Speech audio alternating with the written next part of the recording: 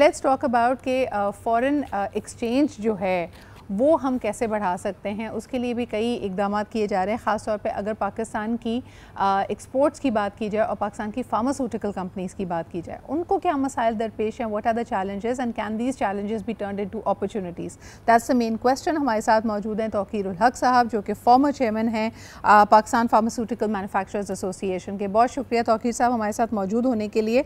मुझे बताइए कि एक और नई जो इस वक्त मजबूरी है हमारी कि हमें अपने फ़ॉरेन रिज़र्व्स को संभाल के रखना है, और आपके लिए ख़ास तौर पे जितना खाम माल फार्मास्यूटिकल कंपनीज़ के लिए है वो आपने इंपोर्ट करना भी ज़रूरी है। तो व्हाट्स योर अंडरस्टैंडिंग कि किस तरह हम पाकिस्तान की जो फार्मास्यूटिकल्स की डिमांड है उसको भी पूरा कर सकें, इंटरनली जो कंट्री की है हम एक्सपोर्ट के काबिल हो सकें, और उसके साथ साथ हमारे फ़ॉरेन रिज़र्व्स भी प्रॉब्लम में ना पड़े। व्हाट वुड यू से? जी अस्सलाम वालेकुम जी, शुक्रिया सिद्रा मुझे प्रोग्राम में लेने का। देखें, फार्मास्यूटिकल इंडस्ट्री इस वक्त हमारी जो एक्सपोर्ट है वो तकरीबन 300 मिलियन यूएस डॉलर के करीब है, और हम ये समझते हैं कि बहुत ही ग्रेट अपॉर्चुनिटी है कि हम अपनी एक्सपोर्ट को बढ़ाएं।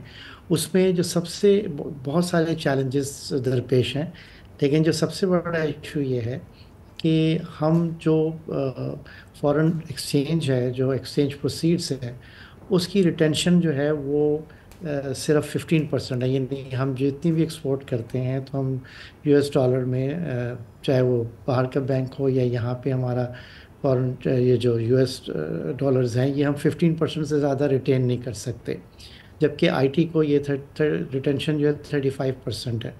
तो इशू ये होता है कि फार्मास्यूटिकल की एक्सपोर्ट इतना आसान नहीं है, सर टीडियस प्रोसेस कि आपको 3 से 4 साल लग जाते हैं, आप जी। अपने प्लांट को ऑपरेट करना होता है, और फिर वहाँ पे जो एक्सपोर्ट करनी है वहाँ पे आपको डिस्ट्रीब्यूटर को कमीशन देना है, इसके साथ साथ वहाँ आपकी टीम होती है, उनकी सैलरीज़ हैं, फिर आप इसके अलावा वहाँ अपने ब्रांड्स को स्टैब्लिश करना होता है, जिसके लिए आपको वहाँ पे मार्केटिंग करनी होती है।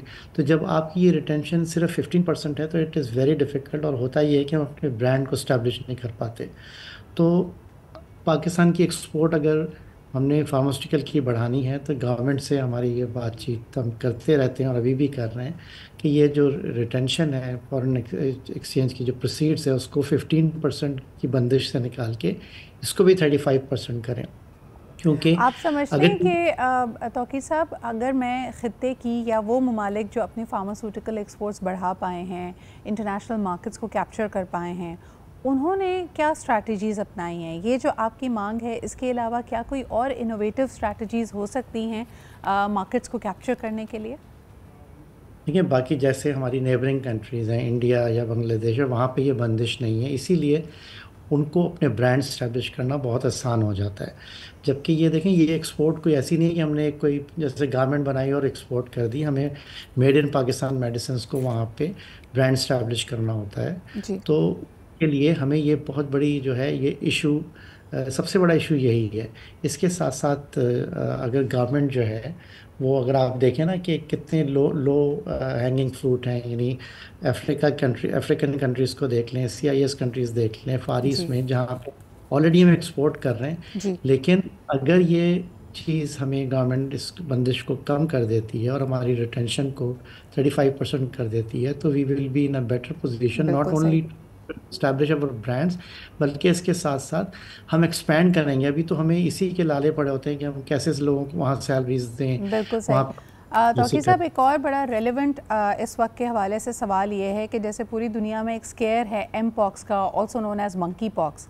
पाकिस्तान में 3 केसेस केपी के करीब अभी तक कंफर्म हो चुके हैं। एक थ्रेट है जिसके हवाले से एडवाइजरीज निकल चुकी हैं कि बहुत ज़्यादा स्ट्रिक्ट इसको विजिलेंटली देखना है। खुदा न खास्ता अगर ये अंदेशा है मज़ीद फैल जाने का, हम कितने तैयार हैं और इसके लिए क्या वैक्सीन इस्तेमाल होती है? थोड़ा सा हमें उसके बारे में गाइड कीजिए। देखिए, अभी डब्ल्यूएचओ की तरफ से ये एक आया है threat. I think we have to be very very vigilant, और इसमें मेरे ख्याल में पाकिस्तान में भी शायद एक आध केस जो 3 मैंने सुना केसेस है। सर, 3 हाँ, 3 cases case. Have been confirmed.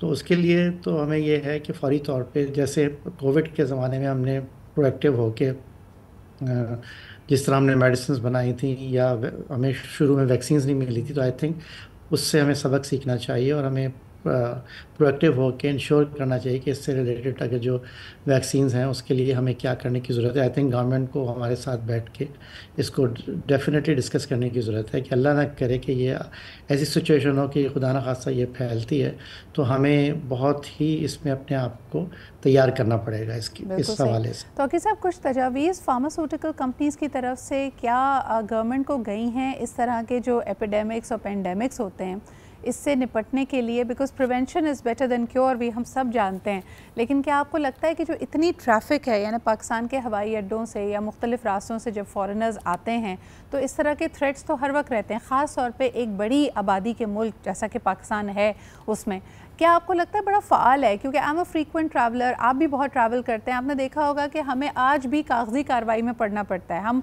जैसे ही तैयारा पाकिस्तान लैंड होने वाला होता है तो हमें एक चिट दे दी जाती है कि डिक्लेयर कीजिए आप कहाँ कहाँ से आए हैं। आपको लगता है कि ये एक एफिशिएंट और इफ़ेक्टिव तरीका है इस तरह की वायरसेस को, इस तरह के इन्फेक्शंस को प्रिवेंट करने का? I don't think so. ये आप बिल्कुल सही कह रही हैं। ये एक सॉर्ट ऑफ एक छोटी सी एसओपी है जो कि इनफेक्टिव है, और ये खाली लिख के दे देने से कुछ नहीं होता। इसके लिए हमें जो एयरपोर्ट पे जिस तरह अगर इस तरह की कोई एपिडेमिक आ रही है तो इसको इंश्योर करना चाहिए गवर्नमेंट को कि इसका सही तरीके से स्क्रीनिंग हो, और ख़ाली ये लिख के दे देने से नहीं होगा। आई थिंक इसके लिए बैठ के गवर्नमेंट को बहुत जो हमारी हेल्थ मिनिस्ट्री है उसको एक डिवाइस करनी चाहिए स्ट्रैटेजी इस तरह की, अगर खुदा न खासा कोई चीज़ आती है तो उसको इंश्योर करने के लिए। जैसे कोविड अब हुआ था तो अब हमें याद है कि वो टेस्टिंग भी हो रही थी और वो रैपिड टेस्ट भी होते थे, तो इस तरह की खाली ये लिख देने से कुछ नहीं होगा। आई थिंक सर, एमपॉक्स के लिए क्या वैक्सीन्स होती हैं? क्या इसकी प्रिवेंशन की वैक्सीन्स होती हैं, या खुदा न खासा अगर किसी को एमपॉक्स हो जाए तो फिर उसका जो इलाज मौलजा है उसके लिए अद्वियात होती हैं?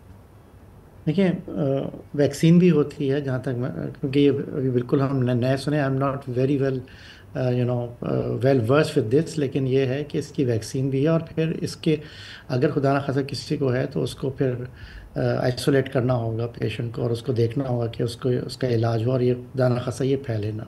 बिल्कुल सही। बहुत बहुत शुक्रिया तौकीर साहब हमारे साथ मौजूद रहने के लिए, जहां मुख्तलिफ सिचुएशन से एक साथ निपट रहे होते हैं। आपको ये भी बताते चलें कि 14 अगस्त को सीएम सिंध ने एक दफ़ा फिर 10 रोज़ा मुहिम का ऐलान किया था पोलियो के लिए। उन्होंने कहा कि रिफ्यूज़ल्स को अब एक्सेप्ट नहीं करेगी गवर्नमेंट, और वो इस बात पर खुश हैं कि ज़्यादा बड़ी तादाद में पेरेंट्स अब सामने आकर अपने बच्चों को पोलियो के ख़तरे पिलाते हैं, और ये बड़ा अहम भी है। देखिए, सबसे पहली चीज़ है प्रिवेंशन, उसके लिए आपका इम्यूनिटी को बूस्ट करना, आपकी क़ुव्वत मदाफ़ियत का बेहतर होना, और हुकूमत इस पे बड़ा विजिलेंटली काम कर रही होती है, but we also have to cooperate with them. बहुत शुक्रिया तौकीर साहब हमारे साथ मौजूद होने के लिए। और दूसरी तरफ जो फार एंड है इसका ये कि फार्मास्यूटिकल्स को उसका मसल स्ट्रॉन्ग करने के लिए the right policy framework and environment and ecosystem needs to be provided, जिसके लिए हम आवाज़ उठाते रहेंगे।